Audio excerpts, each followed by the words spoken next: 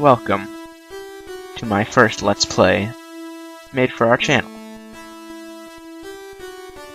If you don't recognize this already, I'll let you know after.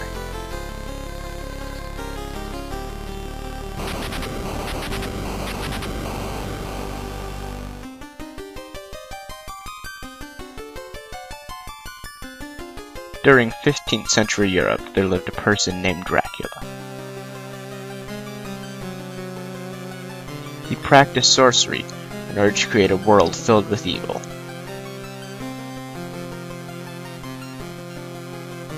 He began to take over the continent of Europe, changing countries from good to evil. The good people of Europe tried to fight off Dracula, but no one was able to survive.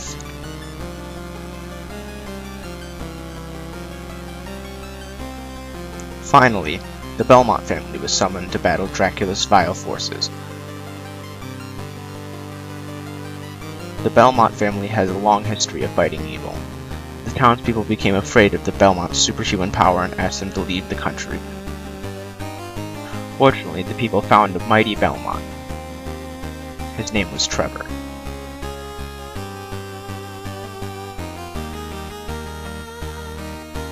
The curse of Dracula has begun. The fate of Europe now lies with Trevor.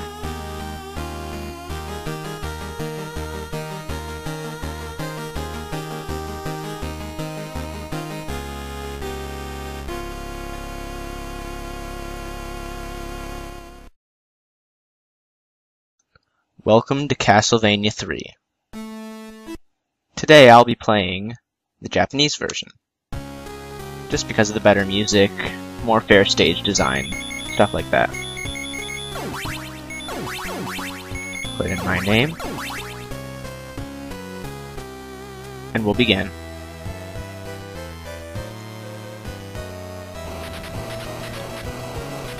Now I've actually been practicing this a lot lately. Fairly challenging game, really. Definitely the hardest of the trio for the NES. If you listen to the American version, the soundtrack is just not as rich.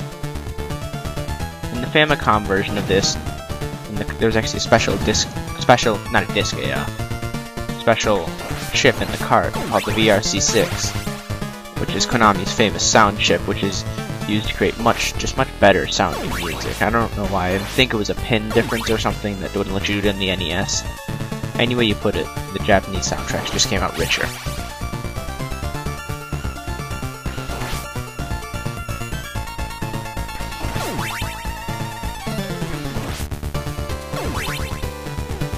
I've always wondered why there just appeared to be a random church near the beginning of the start of Trevor's adventure.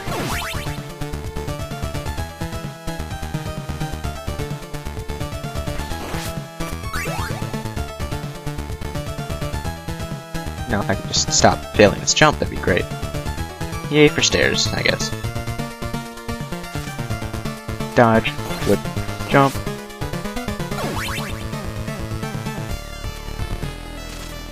This is one of my favorite tracks in this game, but it is not my favorite. My favorite I'll be showing you later. Since this game has multiple stage paths, what I'll be doing is I'll be playing through each stage path all the way through to Dracula's castle. I'll set a save state right at where the first pass branch, then the other pass branch. So you can see all the different ways to get to Dracula's castle in this game. Then, after all that, we'll go and fight Dracula as all the paths unite again.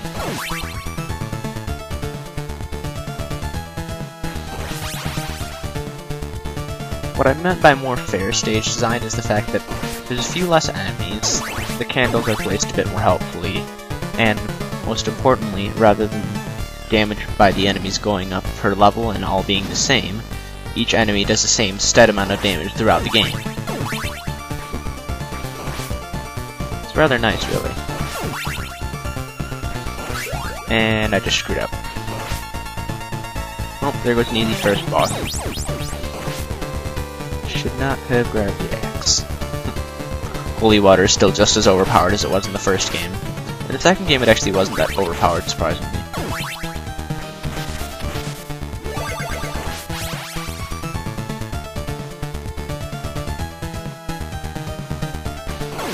deal with the flea men, same as you would at the beginning of the stage level 3 in the first Castlevania, which is just let them jump to you. This track is called Beginning. It's fitting, it's also the theme of Trevor Belmont, the main protagonist of this game. However, I actually won't be playing as Trevor most of the time. Instead, I'll be playing as his partner, Danasty, and I just grabbed the dagger. Great job, me. I just completely trolled myself.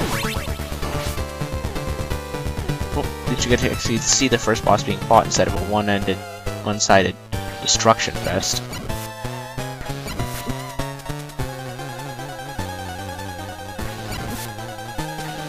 Not like he's too much of a challenge, it's just... You actually got to see him get a few hits off instead of, when I used the holy water, him just being vaporized. And there's your stage 1.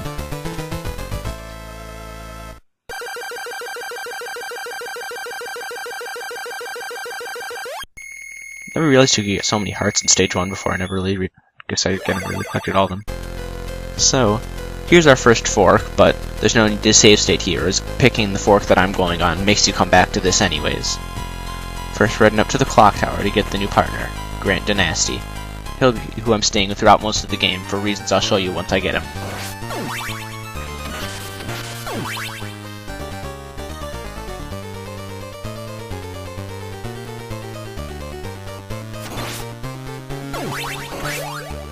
Even the stopwatch is better than the dagger.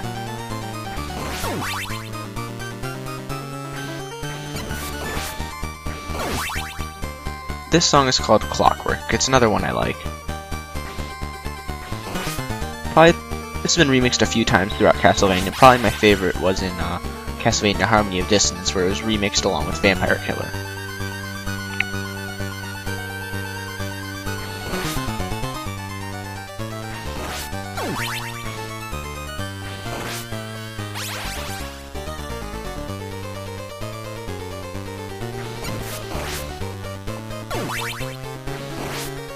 Oh, sweet, there you go. Holy water, that helps.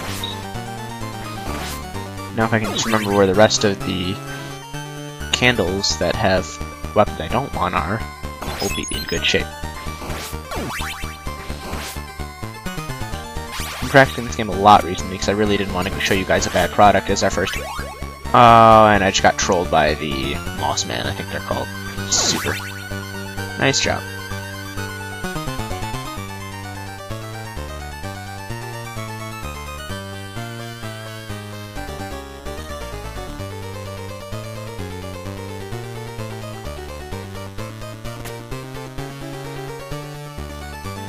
And of course, just like in any Castlevania games, we had to go through at least one room with Pendulum.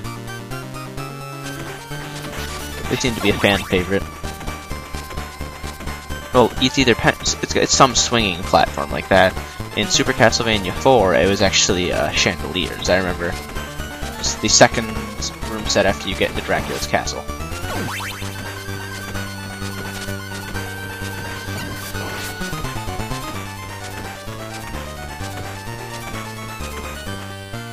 This game is surprisingly fair with the Medusa heads compared to Castlevania 1. There's just less of them on screen generally. Each of the there's 3 partners in this game that you can be partnered up with. I really have only ever liked Grant, but each one of them has their advantages. Trevor's the strongest. Grant takes middle level damage. Then Sypha, the spellcaster, takes the most damage from enemies, but is also probably the strongest attacks.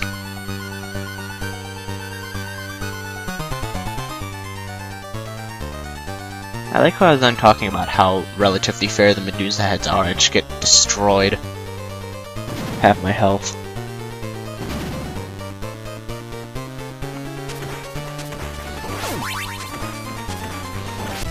Ooh, first death. Wow, that was early. Nice job, me. A little bit later on the jump. Wait, that's the exact same jump I made before. That's garbage. Oh, I probably should... Ah, crap. Could've gotten the double shot on that.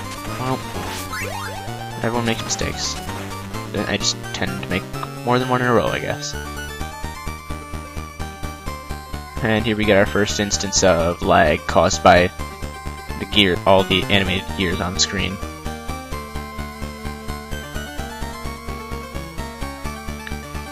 This is the worst offender of all the stages for lags, just because of all the animated tiles and stuff that they put on screen at once. I don't really care about the lag though, because it is a nice effect, and I'd rather have my game look nice and have a tiny bit of lag than have to skimp on the visuals. As long as it's not enough lag to actually harm the gameplay experience, and I have no idea how I didn't get hit there. I know not to get that candle, because that's a dagger. That would screw me over.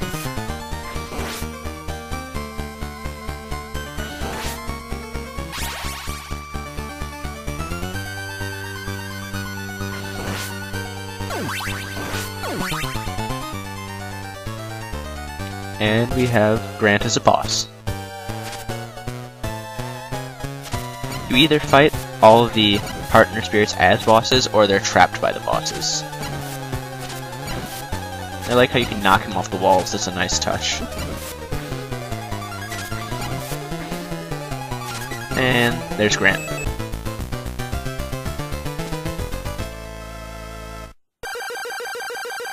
Now, I'm not going to be reading exact translations of the conversation passages like I did the intro, but I can tell you the gist of it. Grant feels like he woke up from a strange dream where he was a strange creature. His whole family got killed by Dracula, therefore he wants to follow you and help defeat the evil Count. To which I say a resounding yes. Then he says thank you, I'll definitely help you in your journey. And now, I'll get to show you just how overpowered and nice Grant is. It doesn't really showcase as much here, but through the rest of the game, there's many shortcuts and hidden ways to take. He just breaks the game wholeheartedly.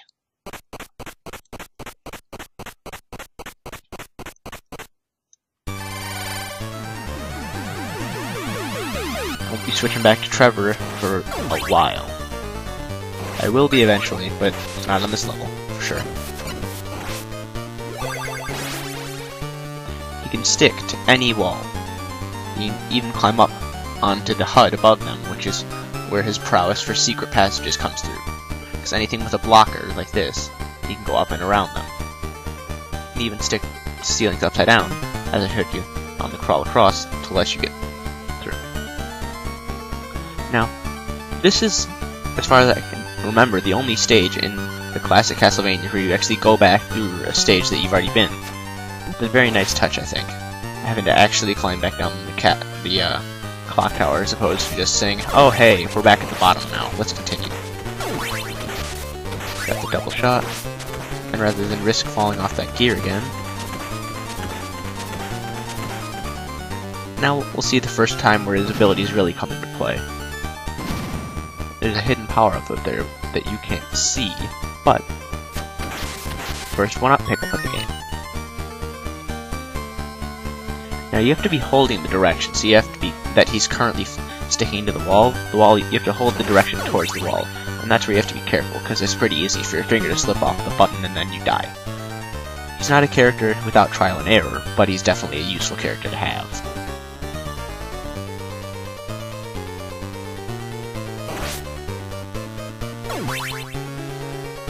Like that. His jump arc's also a bit different, which doesn't help. Let's see. If that...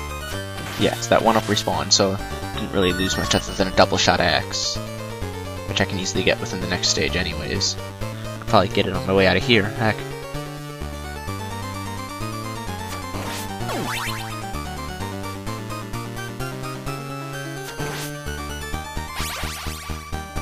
Jump, dodge. Gotta watch out for those spikes.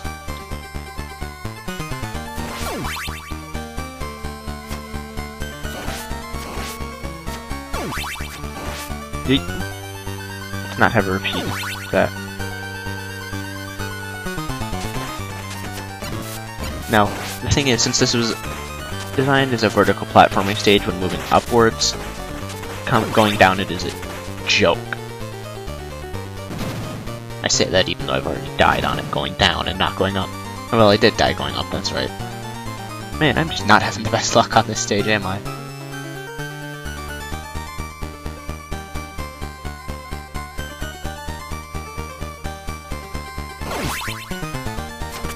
Let's see if you'll drop an act this time. Nope. When I want you to eat it. When I don't want you to eat it. You're real nice. Real nice, guys. There's my axe. Now Grant, since in the American version, Grant can get 3 sub-weapons. The dagger, which I'm throwing now, the axe, and the stopwatch. However, in the Japanese version, he can only get the axe and the stopwatch because he got the dagger as a main weapon, which is really nice. I don't know why I always grab it, but I make it a tradition to grab that one 5-heart hidden in the wall.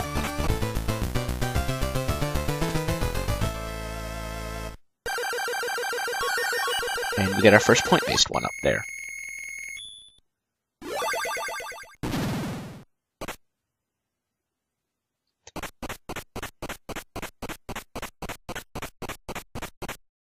Now, this is where I'll cut it for my first episode.